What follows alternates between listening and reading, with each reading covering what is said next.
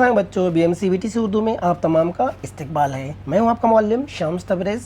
चलिए शुरू करते हैं आज का वीडियो। और आज की वीडियो में हम सुनने वाले हैं एक कहानी, और कहानी का नाम है फाख्ता और चूंटी, यानी कबूतरी और एक चूंटी की आज हम कहानी सुनने वाले हैं। तैयार है आप लोग? चलिए बढ़ते हैं हम हमारी कहानी की तरफ। चलिए, एक नदी थी और नदी के किनारे एक पेड़ था। पेड़ के नीचे चूंटी का घर था और चूंटी वहाँ पर रहती थी, उस पेड़ के नीचे। और पेड़ पर फाख्ता भी रहती थी, कबूतरी भी वहाँ पर रहती थी। अब एक रोज़ क्या हुआ, हाँ, एक रोज़ चूंटी जो है चल रही थी और चलते चलते नदी के किनारे आ गई और वो नदी में गिर गई और वो बहने लगी।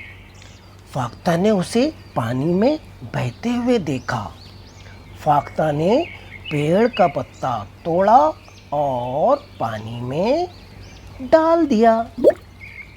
क्या किया? पेड़ का पत्ता तोड़ा और पानी में डाल दिया। चूंटी पत्ते पर बैठ गई। चूंटी ने क्या किया? उसने पत्ता देखा और पत्ते पर बैठ गई। पत्ता बहता हुआ किनारे तक पहुंच गया और चूंटी की जान बच गई। समझ में आ रहा ना आपके?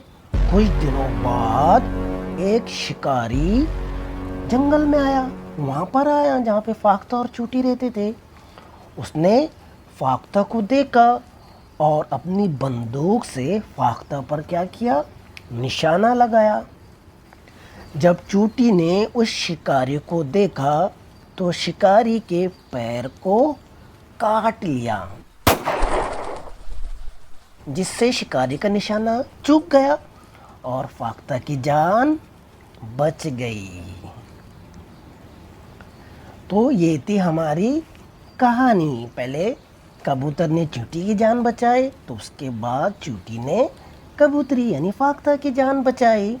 इस कहानी से हमें ये सीख मिलती है कि जो मुसीबत में काम आए वही सच्चा दोस्त होता है। समझ में आ गया? ओके, यहाँ पर हमारी कहानी ख़त्म होती है। अब चलिए कुछ काम की बात कर लेते हैं, आगे बढ़ते हैं। और इस कहानी में हमने जो नए अल्फाज सीखे हैं उसके बारे में हम लोग थोड़ा सा पढ़ लेते हैं। तो सबसे पहले किस चीज़ की तस्वीर दिखाई दे रही है आपको? दरिया है ना। उसके नीचे है दरख्त। उसके बाद है फाख्ता,